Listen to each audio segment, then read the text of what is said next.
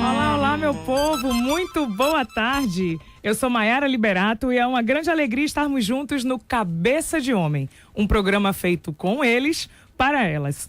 Estreamos sábado passado e hoje é o nosso segundo programa. Todo sábado, das 15 às 16 horas, a gente se encontra aqui na Rádio Metrópole 101.3 FM. Você também pode nos ouvir pelo portal metro1.com.br ou baixar o aplicativo da Rádio Metrópole FM no seu celular ou tablet para ter mais mobilidade, poder ir e vir enquanto estiver nos ouvindo.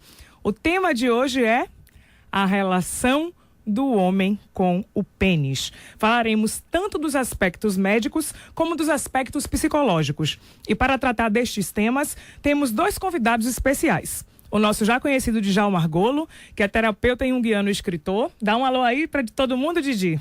Alô, boa tarde para vocês todos, boa tarde para o Dilson, Maiara, para o Dr. Lucas, que também para toda essa imensa audiência que nós temos, sem dúvida nenhuma. Com certeza, estamos começando, mas cada dia a gente vai aumentar nossa audiência. Cada vez mais. Com certeza. E o nosso outro convidado é o médico urologista Dr. Lucas Batista, que também é professor da UFBA, pesquisador e membro da Sociedade Brasileira de Urologia. Obrigada, Dr.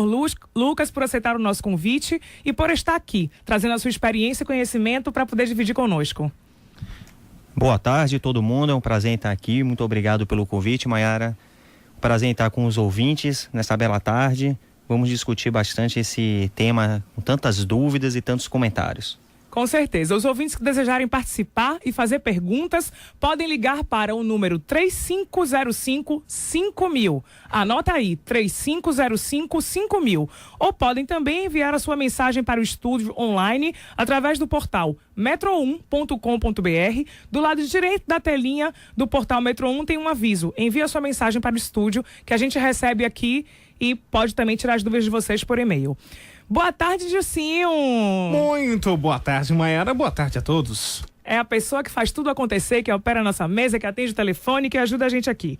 Para quem está nos ouvindo pela primeira vez, o programa Cabeça de Homem é um programa sobre o comportamento masculino nas relações. É um programa em que homens falam de homens para mulheres. Como temos muito pouco material falando sobre o universo masculino, a nossa proposta é ser um programa informativo e educativo. Uma referência neste quesito. Falar às mulheres do que os homens pensam, como se comportam e quais são os seus desejos e necessidades. Ao dar informação, o nosso objetivo é contribuir para que as pessoas compreendam melhor o outro e tenham relações mais saudáveis, mais maduras e mais felizes com o seu parceiro. Desta forma, a gente trabalha a educação emocional e contribui para a saúde dos relacionamentos e das pessoas. Nos esquecemos que a saúde física é apenas uma parte da saúde do indivíduo, que também é importante a gente tratar da saúde psíquica ou mental, que tem a ver com a forma com que a gente pensa, lida com as nossas questões, e também a saúde emocional, que interfere no nosso físico. Ou seja, quando não estamos bem, isso afeta o funcionamento do nosso corpo. Mas voltando, a cada semana a gente vai tratar de um tema e contaremos sempre com a presença de especialistas, todos homens, viu, gente? E eu não poderia deixar de falar sobre esse tema, o homem e sua relação com o pênis. Por vários motivos. E esta relação é tão forte que a marca do nosso programa faz uma alusão tanto à cabeça de cima, como se diz na linguagem mais popular, e também a outra. A nossa marca tem um pênis, pois eu vejo este órgão como uma grande e importante extensão da personalidade masculina. Uma vez eu conversando com a sexóloga, só fazendo aqui um parêntese, falando sobre essa questão da sexualidade feminina e da masculina, no que se falou da sexualidade, dos órgãos sexuais masculinos, ela falou, Maiara, o órgão sexual masculino, ele é externo, enquanto da mulher é interno. E aí eu não me lembro se foi ela, Djalma, ou se foi depois eu conversando com você, foi um dos dois que disse o seguinte, desde pequeno, o homem, quando o pai brinca com ele, ou o tio brinca com ele, fica, e aí menino, mostra o pinto, e aí não sei o que, e vai lá, passa a mão, pega, estica, e o homem cresce, na verdade, o tempo todo com essa relação. Quando ele tá nervoso, ele pega. Quando ele vai fazer um gol ou o que, ele segura o pinto. Com várias coisas. Então, essa relação do homem é sempre intrínseca e uma coisa muito próxima com a relação dele com o pênis. E aí eu quero ouvir um pouco de vocês, e eu quero começar com o Djalma, perguntando qual é a importância do pênis para o homem do ponto de vista psicológico e emocional, Djalma. Sem dúvida, nós temos o pênis como sendo uma característica efetiva da masculinidade. Não é? O homem, com essa projeção, e você bem colocou, o pênis ele se projeta. Tá. Se ele se projeta, ele chama a atenção. Tanto assim que o garoto aprende a manipular o pênis desde cedo. Isso passa a ter uma importância não só do ponto de vista físico, porque aquilo está projetado, ele vê, como também do ponto de vista psicológico, porque, como você também falou, as referências ao pênis se fazem desde cedo. É o pai que brinca, é a mãe que brinca, é alguém que chega e diz assim, vou cortar, tanto assim que Freud desenvolveu a sua teoria em cima da castração, justamente sobre as brincadeiras que se faziam. Ah, vou cortar, vou tirar. E fazendo o contraponto com a vagina, seria aquilo que já foi cortado, não é? A criança teria aquilo cortado. Mas, na verdade, a importância vem de longas datas do pênis, porque um órgão que traz também a função de gerar alguma coisa, de fecundar. Tanto que na antiguidade era o pênis adorado como um deus. E os deuses fálicos apareciam assim. Tinha Príapo, por exemplo, que tinha sempre, hoje é o nome de uma doença, daqui a pouco o Dr. Lucas falará sobre isso, aquele que tem o pênis sempre ereto, né? Como em vários lugares na Idade Média e também na Antiguidade, antes de ou quando se plantava, tinham-se relações sexuais em pleno campo para que aquilo possibilitasse ou estimulasse as sementes a crescerem. Portanto, para o homem, o pênis tem uma condição não só de fecundação, como também de força. Sempre foi visto o pênis com aquela projeção. E observe, flecha, lança, tudo tem uma visão assim. Gládio, para os romanos, era o sinônimo do pênis. Ao longo de nossa vida, a gente sempre vê as pessoas até atribuindo alguns nomes, alguns apelidos para o pênis. A gente já tem ouvinte na linha. Boa tarde. Boa tarde. Pois não, seja bem-vindo ao nosso programa. Tá, muito obrigado. Eu queria saber, doutor, Lucas, né? Doutor Lucas. É o seguinte, eu faço meu PSA, entendeu? E no ano passado eu fiz, e meu médico clínico disse que estava um pouco alto, estava o número 2, que é sinal amarelo. Eu tenho que procurar um urologista para acompanhar, entendeu? E eu não vi esse acompanhamento ainda. Eu quero saber do doutor aí se existe algum perigo esse número. Número 2, né? Boa tarde. Veja bem, hoje em dia o corte do PSA, na verdade, o normal dele é até 2,5, é 2,5. Agora isso tudo vai depender de uma série de outros fatores, como a idade da pessoa, o tamanho da próstata, se a pessoa tem infecção ou não. Ou seja, você ainda está com um valor abaixo de 2,5, que representa a normalidade, e tem que ver sua idade, o tamanho da próstata, outras coisas. Mas com certeza, a partir dos 50 anos, todo mundo tem que procurar um urologista para acompanhar, e a partir dos 45, fazer o exame da próstata, quem tem história familiar de câncer de próstata. Temos mais um outro ouvinte na linha. Linha 3, boa tarde. Boa tarde. Pois não? É Antônio Neilton que está falando aqui. Pois não, seu Antônio, diga. Ô, doutor, eu queria saber de vocês uma coisa, certo? Sim. Quando a pessoa é criança, realmente, a pessoa tem mania de pegar no pênis, esticando, assim, brincando mesmo. Sim. Será que isso tem possibilidade, assim, do pênis ficar... Quando a pessoa fica homem, ele fica grande por isso ou não? Não. Isso não tem, não.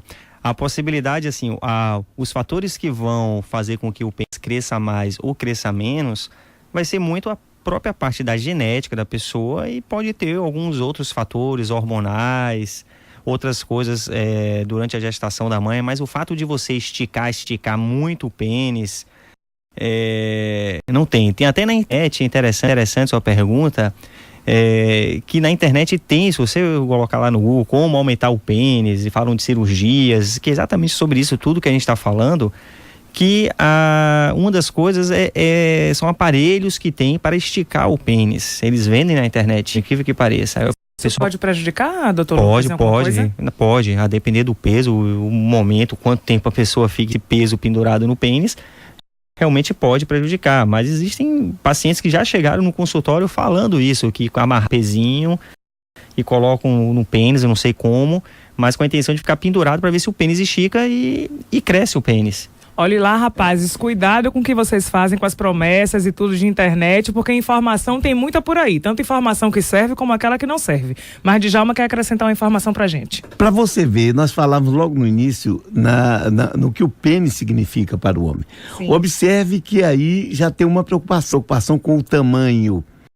Desde cedo, porque para a própria criança, se ela vê, por exemplo, o avô, o tio, o pai nu e vê grande aquele negócio e vê dele pequeno, ele diz assim, peraí, por que o meu é menor? E quando as pessoas ficam nus, os homens, uns com os outros, há sempre alguma observação. Mesmo que o indivíduo não queira olhar, ele olha assim de soslaio, não é? Assim, passando a vista, para verificar se ele é o mais pobre da situação. Na verdade, nós daqui a pouco vamos falar sobre isso, não é? Sim. Não temos que estar preocupados com isso aí, com esse tamanho assim, não. Seria, na verdade, a próxima pergunta que eu ia fazer para o doutor Lucas. Afinal, quando a gente começa a falar da questão de pênis, da relação do homem com pênis, a primeira pergunta que vem na cabeça de todo mundo, sobretudo dos homens e das mulheres também, é: tamanho é documento, doutor? Eu quero saber do senhor se existe algum parâmetro de medição que indique se quando um pênis é considerado de tamanho normal, maior ou menor do que a média, e também se a questão do tamanho interfere na virilidade, na qualidade, no resultado, na efetividade mesmo do ato sexual, da performance do homem. Essa pergunta é extremamente interessante, porque é o dia a dia do urologista. No meu consultório, no consultório dos colegas, é muito comum o paciente ele falar que tem um pênis pequeno, que é preocupado por causa do tamanho do pênis, desde pequeno, adolescente, etc. E a pessoa muitas vezes carrega essa dúvida e essa angústia até chegar aos 60, 70 anos de idade, ele passa o resto da vida. Às vezes o interessante é que quando o médico vai fazer o exame, eu vou fazer o exame e o paciente ele fica nu para você fazer o exame e o pênis dele é enorme. E ele acha que o pênis dele é pequeno. Mas já existem exatamente para fazer a dúvida dessas questões, que alguns trabalhos mundo afora, fora do Brasil, e outros aqui no Brasil, tem trabalhos excelentes, que até um baiano, o professor Edson, que já fez o Edson Moreira, que já fez esse trabalho, mostrando que o tamanho do pênis brasileiro, a média é de 14 centímetros. Isso já é um trabalho bem realizado, que já mostrou. E que a média ele vai variar mais ou menos entre 12 e 16 centímetros. Ou seja, quem tem um pênis mais ou menos de 13, 14, 15 centímetros, tá normal. Aquelas pessoas... E isso daí, esse valor corresponde a 90% da população. 10% vai sair desse patamar, que são os pênis maiores do que 17, 18, 19 centímetros, etc. Isso representa menos de 10%. Aqueles pênis realmente menores, eles são os pênis menores, isso eu estou falando em ereção. Para vocês. Era isso que eu ia perguntar, se entre 12 e 16 é ereto ou não? Em ereção. Okay. Isso dá em ereção. Então, abaixo de 12 é que são os pênis que podem ser considerados menores. Agora, qual é o outro problema? É na atividade sexual. Qual a relação, o impacto do pênis realmente na atividade sexual? Será que isso vai ser realmente... importante? Vai ter todo um fator psicológico que o Djalma vai falar daqui a pouquinho sobre isso. E eu vou dar meu depoimento como mulher também e também como, digamos assim, interlocutora de outras mulheres. Tá bom. Então o Djalma vai falar. Agora, da parte médica falando, a vagina, ela realmente só tem essa sensibilidade, a capacidade de prazer na parte mais próxima da vagina, ou seja, no começo da vagina, mais ou menos nos 10 primeiros centímetros da vagina. Então não adianta a pessoa ter um pênis de 18, 20 centímetros, fisiologicamente falando, que não vai ocasionar um maior prazer do que um pênis, por exemplo, de 16, 15 centímetros, porque são os 10 centímetros que são importantes a nível vaginal, de ter o prazer, orgasmo, entre outros fatores. Então isso é importante as pessoas saberem isso daí. A gente está com um ouvinte de Minas Gerais na linha, que é o Fausto. Olá, Fausto, boa tarde, tudo bem? Boa tarde, tudo bem? Tudo, diga. Eu estou aqui ouvindo aqui esse programa maravilhoso aqui, tá? Que bom tê-lo como ouvinte. Sou baiano, mas eu moro em Valadares. Quando eu estou aqui na Bahia, eu certo. programa aí. Eu conheço o doutor Lucas aí, ele é meu médico, fiz até um exame de dia desse atrás, ele está sabendo, sou motorista carreteiro. O problema é o seguinte, é que eu estava ouvindo aqui e lembrando que estava uma pessoa conversando comigo essa semana, Sim. que me disse que ele tinha assim, que demorava bastante de fazer a eyaculação. O que é isso aí, para levantar para o doutor Lucas aí? Ele disse que, mas ele consegue fazer, sem prazer e tudo mais. Mas o que é isso aí? Isso é bom ou é ruim? A gente hoje também estava aqui entre os temas tratar sobre ejaculação precoce, mais pro final. Mas vai lá, Lucas. Oi, Fausto, tudo bem? Tudo bem, meu irmão? Como é que tá? Tudo ótimo, graças a Deus. Veja só, Fausto, aí na verdade é exatamente ao contrário da ejaculação precoce. Eu não vou falar agora da ejaculação precoce para a gente falar mais pro final, mas o que você está perguntando é sobre ejaculação retardada. Ou seja, é aquela ejaculação que a pessoa tem uma dificuldade muito grande de ejacular. Eles têm atividade sexual, muitas vezes ele cansa, a parceira cansa e ele não ejacula. Primeiro que isso, muitas vezes é difícil de você conseguir determinar que tempo é esse. Não existe na literatura uma base de um tempo para saber que isso é muito prolongado. Então, geralmente o conceito é quando a pessoa não se satisfaz ou não satisfaz a mulher, acaba não satisfazendo por causa do tempo.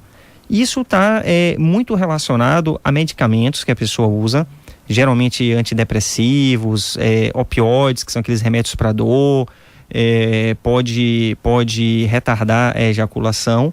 E também tem uma parte na literatura que diz de um fundo mais psicossocial, que o Djalma pode até comentar também sobre isso, de estresse, angústias, corre-corre da vida, entre outros motivos, que pode ter isso daí. A partir do momento que a pessoa está com esses sintomas, está incomodando ele, a parceira, ele tem que tentar procurar uma ajuda médica para tentar diagnosticar isso daí.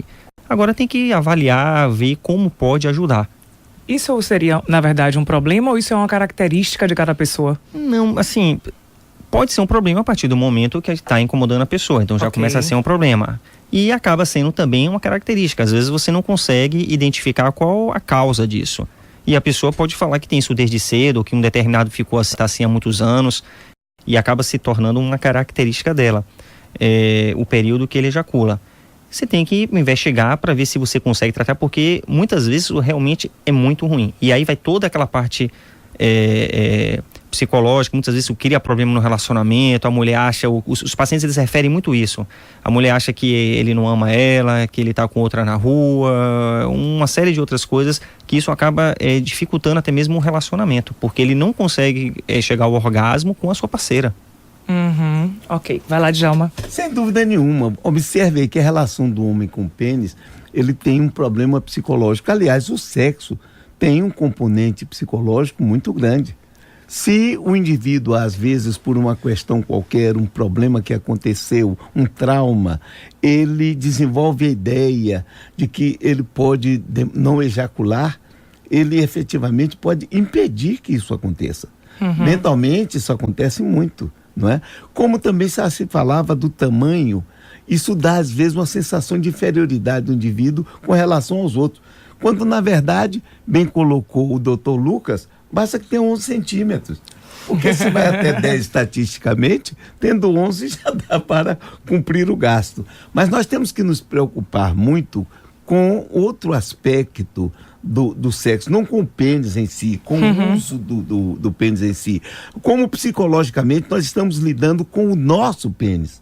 Sim. Como é que nós encaramos? Se nós temos medo diante da mulher, por exemplo, se nós achamos que ela vai imaginar que nós somos menos ou mais dotados e que isso vai interferir. Se o indivíduo não passa a ter uma relação positiva consigo mesmo e desenvolver mentalmente outras condições para lidar com a mulher e com o próprio pênis, ele poderá criar um problema sério para si, que não terá nenhum problema físico, mas será meramente psicológico. Eu já vi casos desses acontecerem, de homens que diante de normais, mas que conseguem uma mulher muito bonita e chega na hora, ele fica tão empolgado que ele não consegue. Ou fica pensando, é muita areia pro meu caminhão e, enfim, colocando minhoca na cabeça. Eu disse para ele, dê 2 viagens. Gostei da dica. Falando ainda dessa questão de tamanho é documento, o que eu reparei é que essa é uma preocupação muito maior do homem para o homem. Eu, sinceramente, conversando com amigas, conhecidas e fazendo enquete assim informal, eu perguntando às mulheres se elas já tinham medido alguma vez. Você sabe a medida do pênis ou do seu marido ou do seu namorado ou de algum ex seu ou o quê? Não, você já parou para medir alguma vez? As mulheres dizendo não. Alguns eu sei porque o próprio homem comentou, meu é de tal tamanho, é isso, mas eu mesmo nunca peguei a fita métrica para poder medir nenhum pênis para saber se é grande ou se é pequeno. A mulher, na verdade, ela está muito mais preocupada com a questão da satisfação e da troca de prazer do que com a questão do tamanho em si.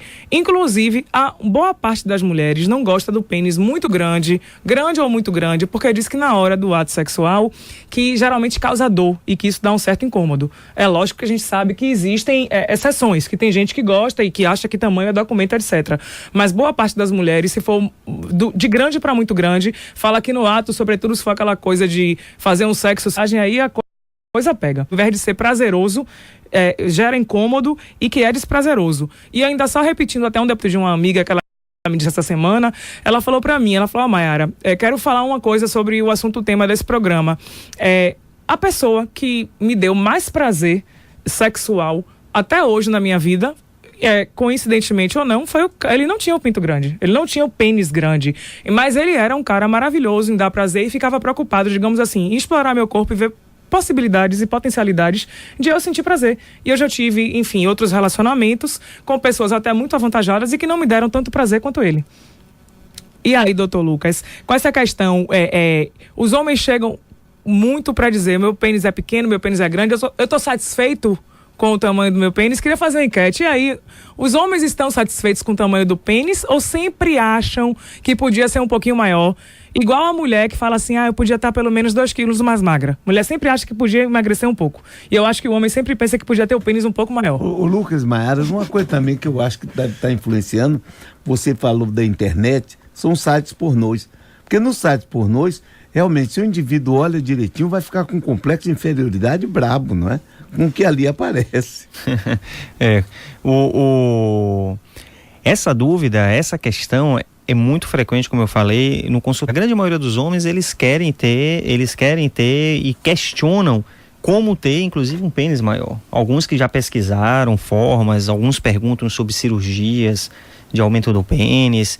Existe uma dúvida muito grande. A grande maioria, eu digo aí, que você observa quando faz a parte do exame físico, é que não tem nenhum problema de tamanho de pênis. O pênis é completamente normal e que está nessa média aí de 12 até 16, 17 centímetros. Mas isso eu tento passar para os pacientes, explicar sobre essa medida, essa média da população brasileira e conversar com as pessoas. Mas isso é muito mais forte do que uma explicação científica e falar o tamanho real do pênis, porque isso é intrínseco da pessoa, isso é um que a pessoa carrega desde cedo, que eu noto isso, como o Djalma tem argumentado, e a pessoa, ele tem essa formação, essa percepção psicológica de querer aquele pênis como nos filmes pornográficos que ele acabou de falar, ele tem um pênis o maior possível que vai representar a virilidade para ele, que ele consegue ter mais mulheres, etc. Então,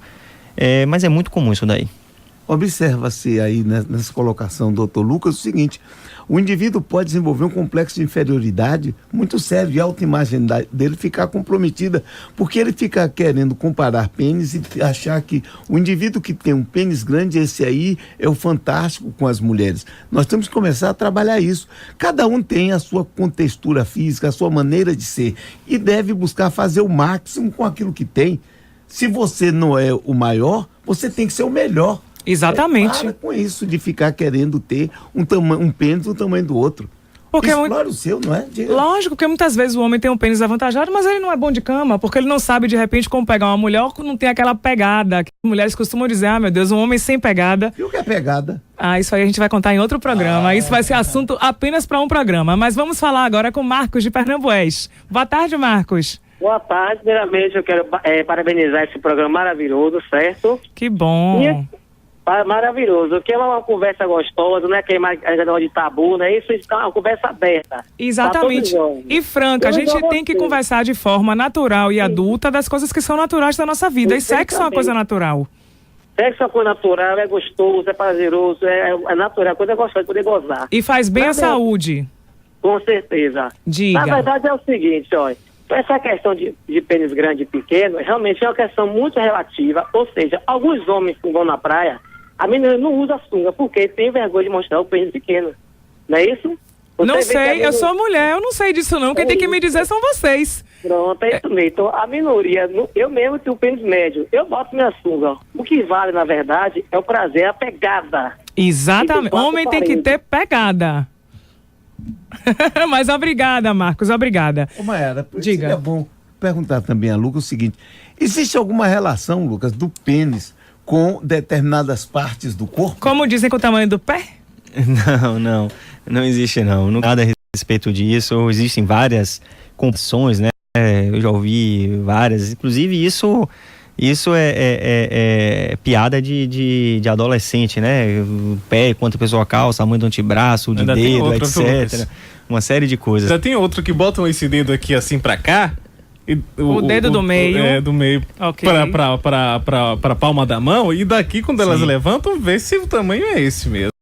Nunca ouvi falar disso não. Meninas, em breve eu vou ter que lançar um dicionário dos homens. Eles têm um vocabulário próprio, que eu sou a única mulher aqui do estúdio. São as mulheres que fazem isso. E eu não consigo entender direito. Eu tava conversando outro dia, enfim, com meu marido, ele falando uma coisa e eu dizendo, o que é isso? Aí eu comecei a rir, eu falei, os homens têm um vocabulário próprio que eles falam quando estão a sós. É código. E não na nossa frente. É código. Não vamos abrir pra gente não saber. Todo, não. Aí olham pra meu marido e não falem pra ela, nada disso. Perguntam, você está nos entregando? Ele fala, eu não, fico calado, porque senão eu vou ser lixado na rua. Mas voltemos. Eu tenho ouvido também, doutor Lula, muito sobre a questão do uso indiscriminado de remédios para potencializar, na verdade, o sexo. Na verdade, são medicamentos indicados para pessoas que têm problemas com a impotência e que hoje eles estão sendo usados. Assim, algumas pessoas testam por idade, determinam que gostam e começam a fazer um uso dessa medicação sem, às vezes, parar para ver se precisa ou se não precisa. Então, eu quero perguntar duas coisas. Se já existem estudos ou se sabe de alguma coisa que esses remédios eles podem provocar consequências futuras. E também uma outra preocupação que eu tenho, sobretudo que eu, assim, conversando informalmente com algumas pessoas da indústria farmacêutica, ouvi dizer que os jovens estão usando muito isso. E os meninos hoje têm muito aquela disputa com relação à quantidade. Peguei 2, peguei 10, peguei 20 essa noite. E querer mostrar que, enfim, transei 1, 2, 3 e meu pênis não desceu.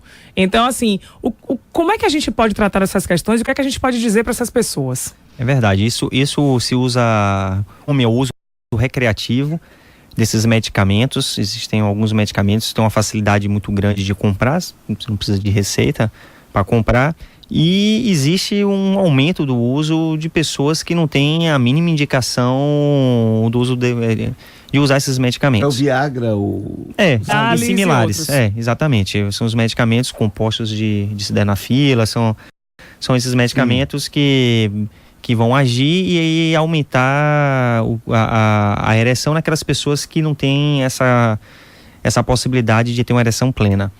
Bem, assim, não tem nenhum estudo que diga que a longo prazo isso vai ter algum problema na saúde dessa pessoa. Uhum. O efeito colateral que um jovem pode ter é o mesmo efeito colateral que uma pessoa mais idosa vai ter, que são os efeitos colaterais do remédio, que é cefaleia, dor de cabeça, ruborização, o rosto fica vermelho, palpitação, às vezes a pessoa pode ter tontura, quando se levanta, ele está deitado, se levanta, ele pode ficar um pouco tonto, com tontura.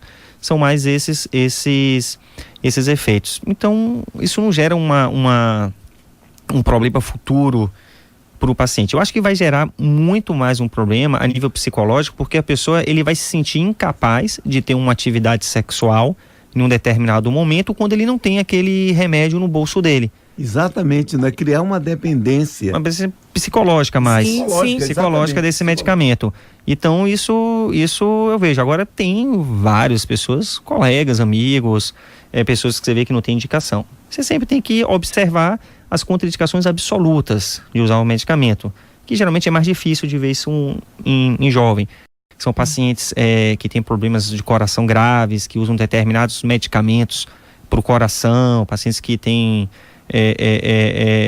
problema no olho, que é um tipo de retinite, então isso a pessoa não pode usar o medicamento. Então é sempre interessante você conversar com o seu médico para ver exatamente se você pode ou não pode e evitar o uso indiscriminado dos medicamentos. De qualquer forma, tem os efeitos colaterais que qualquer remédio pode ocasionar na pessoa. Ok, antes da gente falar dos aspectos psicológicos, eu vou querer que o Djalma entre nesse assunto, conversar com o Leonardo da Pituba na linha 3. Boa tarde, Leonardo.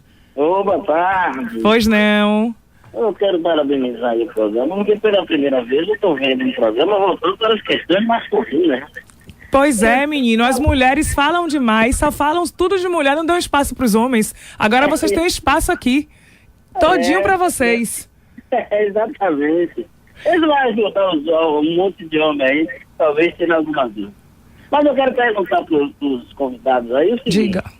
Eu ouço sempre com o papo da mulherada que pênis grande é assim, pênis pequeno só faz costas. Não, grande muitas vezes acaba, tem umas mulheres que dizem que acaba sentindo algumas dorzinhas. Enfim, o tamanho realmente é documento ou não? Muito obrigado pela participação. Bom, o que a gente até já tratou um pouco desse tema, eu vou falar como mulher e depois Djalma e Lucas vão se posicionar. A questão é muito relativo, tá? A gente tem o quê? Você tem uma média, digamos assim, de pessoas que as mulheres, de uma forma geral, preferem pênis de tamanho normal, tá? Que eu não sei aí, como o doutor Lucas, a gente estava perguntando, de tamanho normal varia entre 12 e 16, certo? Tem mulheres que vão preferir um pênis mais avantajado. Tem aquela questão do pênis ser pequeno ou não, que aí eu acho que vem muito mais de uma brincadeira que vem dos homens, que não faz nem cosquinha, etc., que a mulher termina, enfim, copiando. E lógico que a gente falou, a questão do pênis, eu acho que o pênis, enquanto pênis, ele não é o único responsável pelo prazer na relação, seja com a mulher ou seja com o homem, tá? A gente sempre tem que descobrir do nosso parceiro ou parceira, digamos assim, tocando ele em várias partes do corpo e testando novas coisas para descobrir diversas fontes de prazer. Porque às vezes a gente toca no outro de uma forma inesperada, assim, sem nem pensar no braço ou em alguma parte do corpo, e de repente aquele outro sente um arrepio diferente. E a gente não sabe, a gente deve começar a testar, digamos assim, a explorar as milhões de possibilidades que não só o pênis enquanto o pênis vai proporcionar para o prazer sexual. Até porque a gente tem várias zonas erógenas, tá? Além do órgão sexual em si, o homem, eu espero tratar aqui algum dia da questão do sexo anal, que o homem tem uma restrição com relação a isso, boa parte dos homens, e aí todo mundo ficou calado aqui ao meu redor, mas eu vou trazer esse tema lá na frente. Agora não, que a gente tem que, enfim, vir devagar, conta gotas. Mas a gente vai tratar disso lá na frente. Que eu gostaria de chamar Lucas, que é o problema que o homem tem ao fazer o toque retal. Não é o exame do toque retal. Porque ele acha o quê? Que vai haver algum problema, Lucas? Ele vai mudar a sexualidade dele? Eu acho que essa parte do toque retal, o que a pessoa acha, o paciente acha, eu acho que é muito mais um receio, não apenas de troca ou de gostar ou qualquer coisa desse tipo, mas da masculinidade dele, da virilidade da pessoa, de todo o preconceito que existe desde que a pessoa nasce e é criada, de que qualquer coisa que aconteça em relação ao ânus do paciente poderia significar uma homossexualidade, acredito. Ou uma perda de virgindade. Uma perda, loucura. Mais ou menos isso. Então, assim, eu acho que está muito mais associado a isso. Hoje em dia esse tabu tem sido quebrado pela parte da mídia em relação a fazer o exame do toque, a procurar urologista, proctologista, ao homem cuidar mais da sua saúde. Existem projetos e programas inclusive da Sociedade Brasileira de Urologia, de Saúde do Homem, que tenta fazer com que a pessoa mude de ideia. E isso tem tido realmente um efeito. A gente vê cada vez mais as pessoas vão no consultório do urologista já com a cabeça puta, e não existe uma dificuldade da pessoa de convencimento para ela realizar, ser feito o exame digital da próstata. Então, isso tem melhorado, mas tem muitas pessoas que têm essa ainda é um tabu. Essa dificuldade. Ainda é um tabu, às vezes é difícil.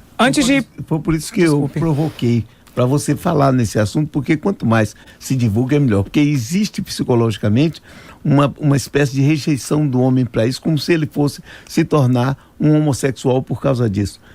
E isso não é verdade, é preciso se tomar uma atitude positiva com relação a isso. Eu quero depois, a gente vai ouvir mais uma ouvinte que está na linha, Bianca da Vila Laura, e depois a gente vai para os intervalos comerciais e vai voltar com essa questão. Boa tarde, Bianca. Oi. Olá. Estou muito emocionada. Assim, eu queria saber o seguinte. Assim, à medida que a gente vai engordando, que o pinto vai diminuindo. Nem que vai ficando debaixo da barriga, velho. E aí não tem acordo. Sim, vamos lá. Doutor, obrigada, Bianca, pela sua participação. Doutor Lucas, enfim. Boa tarde, Bianca. Isso também é algo comum, né? Pelo seguinte, o pênis, a base do pênis, a inserção dele fica lá dentro dos ossos da bacia. Então essa região do pubis, que fica embaixo do umbigo e em cima do pênis, que é a sínfise púbica, ele acumula muito gordura. Então a pessoa, quando ela vai aumentando o peso, a cintura abdominal, o pênis, isso chama de pênis embutido, que é a gordura que cobre um pouco o pênis. Esteticamente falando, quando a pessoa olha, principalmente quando o pênis está flácido, está amolecido, a impressão que dá é que aquele pênis é pequeno. Mas se você, por exemplo, apertar aquela gordura para dentro, ou o pênis tiver ereção, você vai notar que o pênis tem um tamanho normal como era antes. Então, às vezes a pessoa acha que, na verdade, o pênis até diminuiu, mas ele não diminuiu. É a pessoa que teve o aumento da gordura pubiana e que ficou mais embutido. Interessante isso, a sua pergunta, eu não sei se vai ter mais para frente, é que as pessoas que falam de cirurgia para aumentar o pênis, na verdade é um efeito de ótica, porque eles fazem o que? Eles aspiram, fazem tipo uma lipoaspiração dessa região do pubis, ela diminui, aquele pênis que era embutido, ele deixa de ser embutido, a pessoa ganha 1-2 centímetros porque ele não é mais embutido. Então o raciocínio é mais ou menos esse. Vamos aos intervalos comerciais e voltamos já já. Fiquem com a gente. Olá, pessoal. Estamos de volta com o programa Cabeça de Homem, um programa feito com eles, para elas. E hoje o tema é a relação do homem com o pênis. Antes da gente entrar, enfim, num outro assunto que a gente vai falar já sobre gestação precoce, eu, sim, que Djalma trouxesse alguns aspectos psicológicos da questão do homem, da relação com o pênis. E aí, Djalma, até eu, como mulher, quero colocar algumas coisas que eu me preocupo, e também essa área da psicologia me atrai muito. Que é assim, se os homens, de uma forma geral, sejam eles, sobretudo os meninos que são novos, estão começando a formar agora, digamos assim, a sua base e tudo, para até agir na vida e de acordo com os embates da vida daqui da frente. E esses meninos jovens começam a utilizar muito a questão do remédio, tá? Que é um remédio que é para impotência, e eles usam para poder potencializar o sexo e usam isso de forma indiscriminadamente como uma muleta, sem necessitar, já temendo de repente, eu vou tomar para não correr o risco de falhar. Então, quando essas pessoas chegarem no momento ou que não tem esse remédio, ou que passarem por situações difíceis na vida, que não tem uma muleta dessa, qual a estrutura emocional que eles vão ter para lidar com os problemas? Nenhuma. Pois é. Vai ter um problema muito sério, porque eles vincularam a muito ter relação ao remédio. Uhum. Eles não exploram bem o próprio erotismo que nós deveríamos explorar.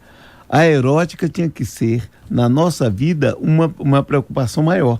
Uhum. Porque eu tenho que trabalhar com os meus hormônios. Sim. Os remédios devem ser aplicados quando necessários. Para isso eles são remédios, não para uso indiscriminado.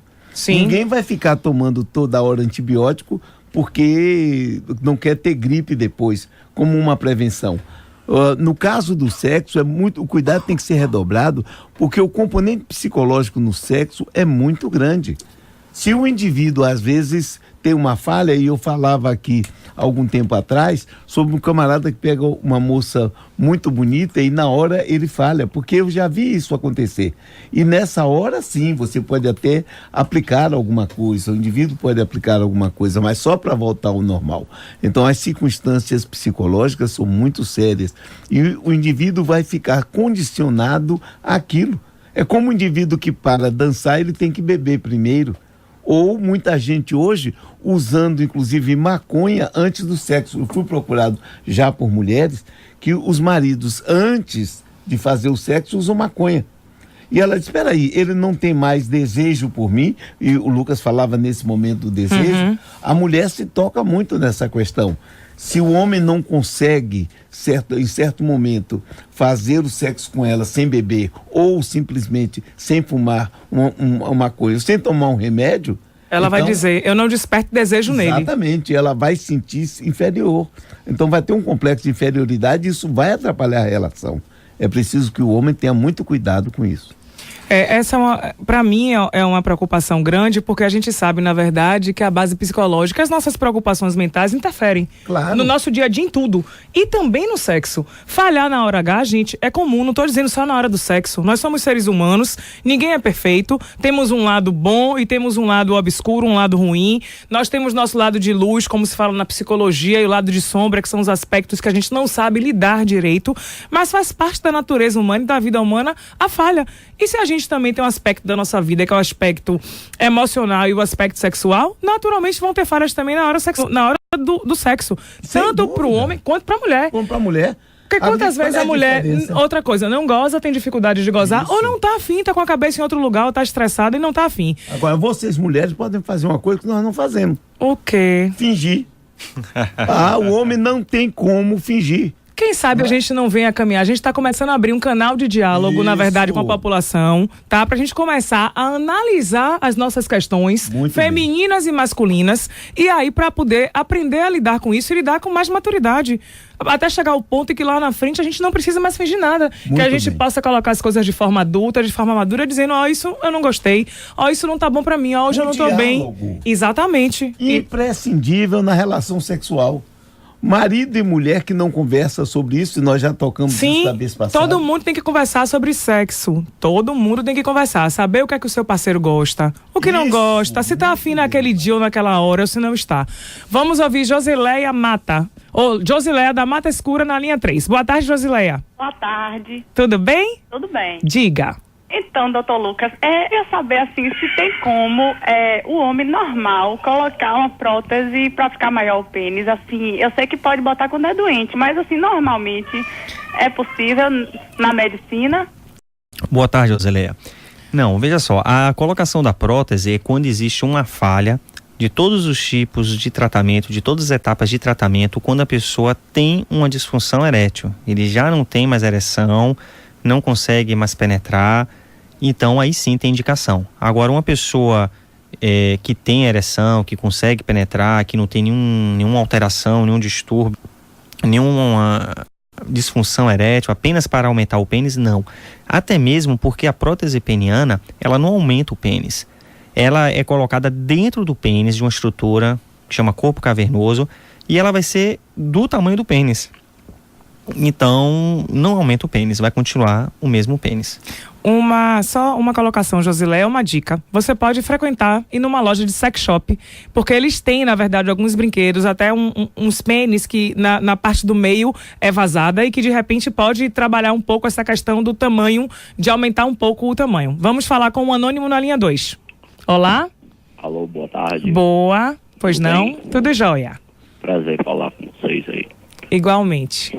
Eu gostaria de saber o seguinte: é normal a pessoa se masturbar 5 ou 6 vezes durante o dia e sempre fumando bastante? Quanto mais a pessoa fuma, dá mais prazer, sente mais tesão. Fumar cigarro ou... Cigarro, Ok. cigarro. Eu quero ouvir do ponto de vista biológico e psicológico. Do ponto de vista psicológico, nós vemos que tem uma compulsão. Houve alguma coisa que levou a essa compulsão e que fez uma associação, olhe bem, com o fumar e com o ato de se masturbar e ter prazer. Então é preciso que a pessoa que tem um fato desse busque um psicólogo para que possa estudar a situação, verificar o que foi que causou e tomar uma outra atitude, né? Verificar como é possível sair dessa compulsão que criou para si. Do ponto de vista médico, não, assim, É difícil dizer muitas vezes o que é normal, o que é anormal, mas assim, eu acredito que não, porque não é hábito o que se vê em consultório ou até mesmo em literatura, você dizer que a pessoa vai se masturbar várias vezes durante o dia. E a atividade sexual também não tem nenhum vínculo, absolutamente nenhuma relação fisiologicamente falando com o tabagismo. Pode ter, na verdade, alguma relação, como o Djalma falou, psicológica, não só de compulsão, ou alguma coisa que levou a pessoa, digamos assim, um fato que aconteceu, que levou ela a se masturbar, e que, enfim, ele sentiu prazer e associou com fumo, e aquilo desperta alguma coisinha na mente dela, que ela associa aquilo ao bem-estar e prazer, e faz com que procure aquilo. Mas, além disso, também, vocês têm que ver a questão de, e como está a sua vida sexual? Além da masturbação, você tem tido relações sexuais normais, frequentes com sua parceira? A gente não sabe também quais são questões, digamos assim, intrínsecas, inerentes de se tem algum tipo de carência não suprida, enfim, na parte emocional, ou o que leve você a tudo isso.